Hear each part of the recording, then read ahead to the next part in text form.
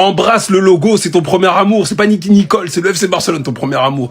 Il a parlé en story, il a mis son but, même si tout n'était pas parfait, on en parle tout de suite. Lamine, c'est ça qu'on aime. Tu t'es rappelé d'une chose, ton premier amour, c'est le FC Barcelone. Tu l'as embrassé. Il n'y a pas eu de célébration de couronne, étonnamment. Je dis étonnamment parce que je suis étonné. Attention. Puis il y a eu la petite célébration, comme on l'a vu contre Etafé, il me semble, chargé. Voilà, on kiffe vos célébrations à toi et Baldé. En plus, c'est lui le passeur, etc. Pas de problème. Col Nora, même si, en vrai, elle est franc-jeu. Elle a assumé que c'était pas une tromperie parce qu'il y en a, on connaît les filles qui ont fréquenté Lamine Yamal cet été ou un peu avant. Elles sont venues dire de la merde sur lui, donc elle l'a pas fait et faut lui tirer le chapeau. Même si en soi c'est quelque chose de normal de pas inventer des choses sur les gens. Mais bon, vous me direz qu'il y en a qui le font et qui assument pas derrière. Bref. Quand tu vas te reposer, j'aurais aimé qu'il ne joue pas autant de temps. On joue mercredi en Ligue des Champions, si je me trompe pas, contre Bruges. Donc voilà, repose-toi. On espère que ça va aller mieux, qu'il y aura le coup de rein qui va revenir. Parce qu'on l'a vu dans certains dribbles, que ce soit dans les dribbles intérieurs et extérieurs. C'est pas encore ça dans les choix. Même dans les passes, il manque de justesse. Mais ça va revenir petit à petit. Voilà.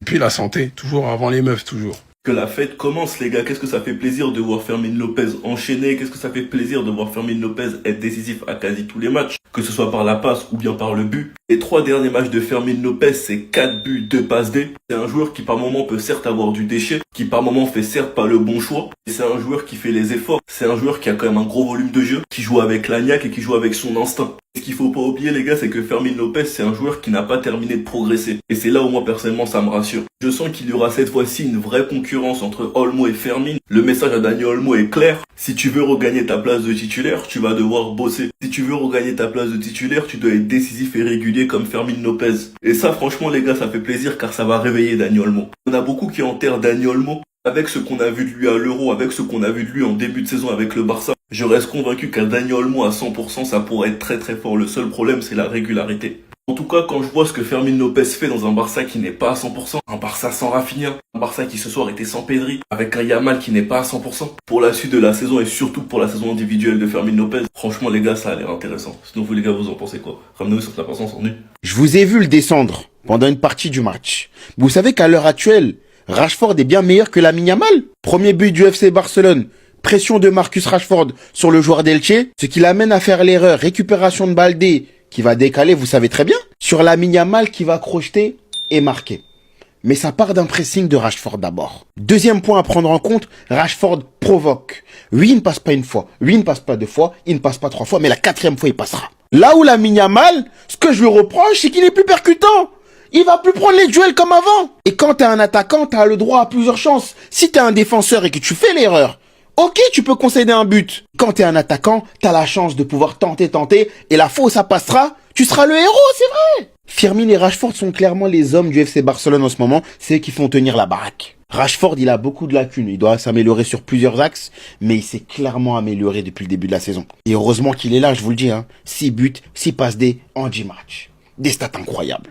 Donc bon, tranquille dans les critiques s'il vous plaît, modérez vos propos. Nous carry la saison comme des fous, sans le critiquer à son arrivée.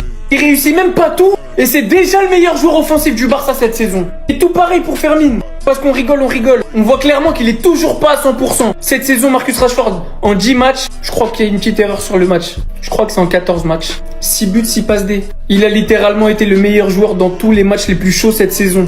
Face à Newcastle, il nous sort de la merde. Face au PSG, c'était le meilleur. Aujourd'hui, c'est clairement lui le meilleur. Et il marque un but venu du futur. Et il est quand prêt et ça doutait de lui. Aujourd'hui, il a eu la chance de sortir sous une standing ovation. Tellement mérité. Bien évidemment, qui d'autre a eu droit à une standing ovation aujourd'hui? Fermín. Parce qu'en début de saison, même si on le dit irrégulier, il régale et c'est l'un des joueurs les plus décisifs. Juste après Marcus Rashford, 6 buts et 2 passes D. Ça me fait de la peine de le dire d'un côté. Parce que ça me saoule de savoir que nos joueurs les plus décisifs, c'est pas Lamine Yamal, c'est pas Lewandowski, c'est pas Ferran Torres. C'est un joueur qui vient d'arriver en prêt, qui est encore en cours d'intégration. Et un petit jeune qui était même pas titulaire indiscutable avant que Dani Olmo se blesse. Et c'est eux qui sont en train de porter le Barça. En réalité, même si je suis très content pour eux et qui me régalent et que je les porte dans mon cœur, ça en dit également long sur l'animation offensive du Barça cette saison. Il marque un but de classe mondiale comme l'attaquant de classe mondiale qu'il est censé être. Mais qu'est-ce que son match me fout le seum, les gars. Parce que je sais qu'il peut apporter plus que ça. Surtout balle au pied dans la percussion. Il recherche encore trop le 1-2. Il tente pas assez de frappes par match. Il y a des fois où il rate ses contrôles. Et il y a plusieurs fois où je me demande si Marcus Rashford il a vraiment 28 ans. Parce qu'il est censé jouer avec beaucoup plus d'expérience, beaucoup plus de, de sensations dans les duels, de sensations dans les situations dangereuses, parce qu'il en a vu plus d'une dans sa carrière.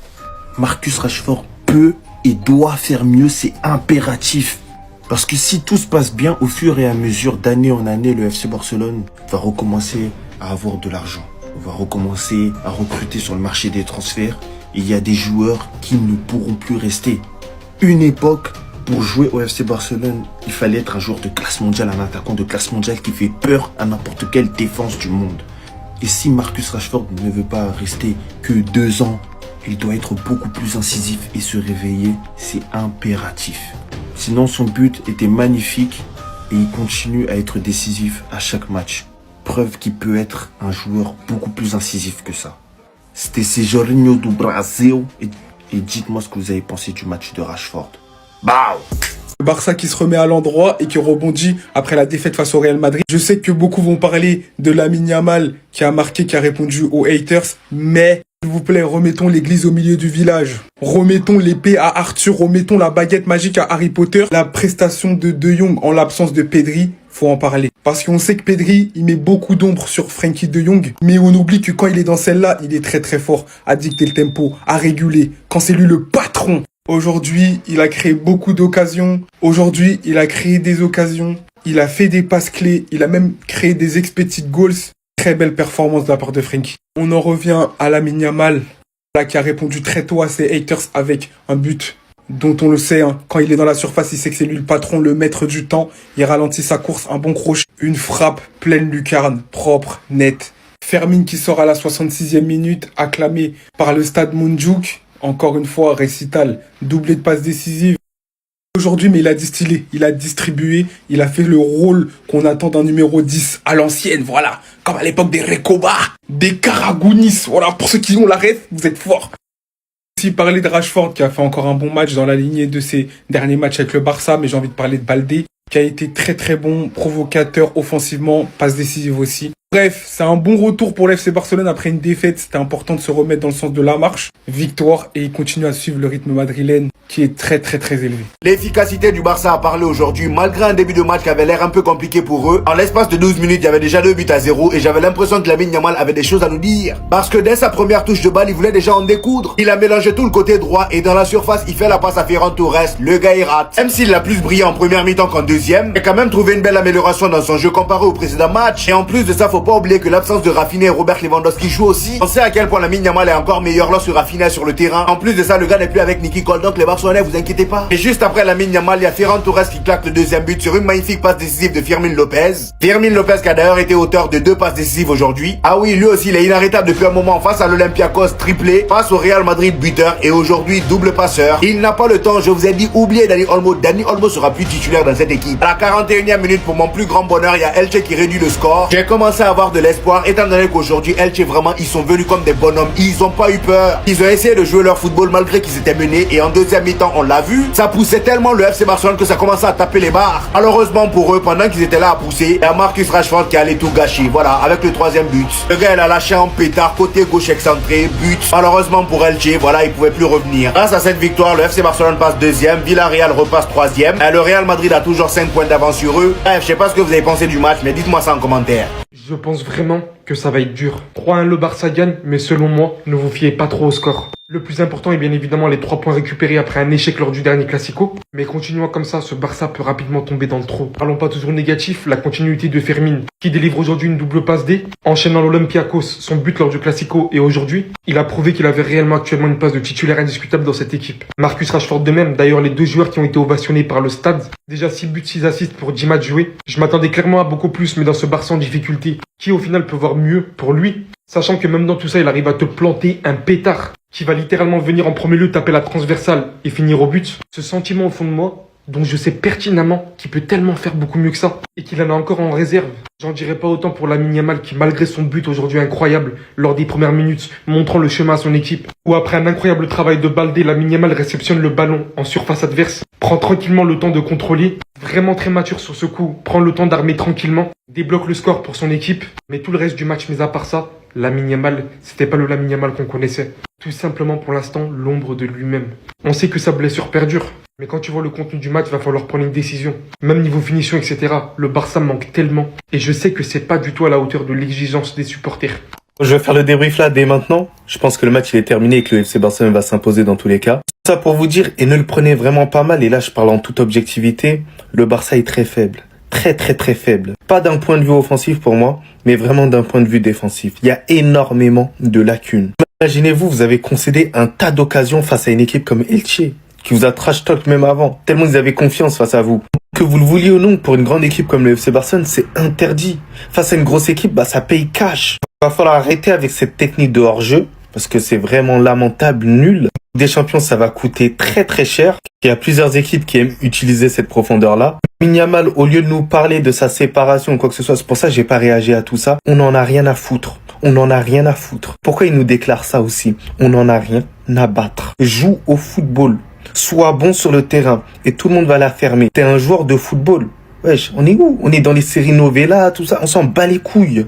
Le seul point positif pour moi pour le FC Barcelone, c'est un joueur, c'est Firmin, qui est tout simplement extraordinaire, qui confirme de plus en plus que c'est le titulaire devant Dani Olmo, qui est malheureusement à chaque fois blessé. Sur les 3 derniers matchs, c'est 4 buts et 2 passes décisives, c'est extraordinaire, c'est incroyable. Il y a vraiment rien à dire. Mais bon, on en attend quand même un tout petit peu plus du Barça.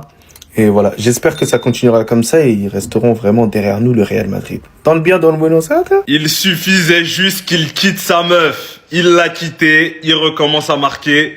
Lamine Yamal est bel et bien de retour. 24 heures après avoir déclaré sa rupture, il aura fallu 9 minutes de jeu et on a un Lamine Yamal de retour. Comme c'est bizarre. Moi, je sais pas vous, mais on dirait que c'était la bonne décision. Depuis qu'elle était là, de toute façon, il n'était pas bon. Donc comme ça, au moins, c'est clair. Bon, on va pas s'enflammer non plus, parce que pour l'instant, il a toujours pas éliminé, etc. Mais l'enchaînement, il est beau. Le but, il est beau. On a un Lamine Yamal épanoui. Moi, en tout cas, c'est ce que je perçois. Et vu que les dernières stories ne payaient pas, en tout cas, celle-là, on peut dire qu'elle a payé. Il avait annoncé qu'il va réactiver le mode Super Saiyan, le mode Inter de Milan, le mode appareil dentaire. Et on sait que quand il est dans cet état-là, il est injouable. Donc franchement, là, ça a l'air de payer. Les décisions sont bonnes. Moins de frasques, moins de blabla et plus de football. Voilà ce que les supporters du Barça lui demandent, tout simplement. Perret de nouveau à droite au milieu de terrain avec le ballon qui est repris tranquillement par Pedroza. La passe est interceptée par Baldé. Le Barça peut repartir à l'abordage. Baldé qui accélère, il est au 25 mètres dans l'axe. Passe de la surface à Lamine Yamal. Le crochet, la frappe de Lamine Yamal. Le Barça qui profite de la première erreur d'Elche pour les punir instantanément. Et c'est signé Lamine Yamal. Yamal is back. Yamal is back. Et quelle interception de Baldé. Quelle interception de Baldé. Quelle interception. Baldé qui porte bien le ballon. Il repart dans l'axe avec la balle. Il intercepte le ballon à gauche au milieu de terrain. Il repart dans l'axe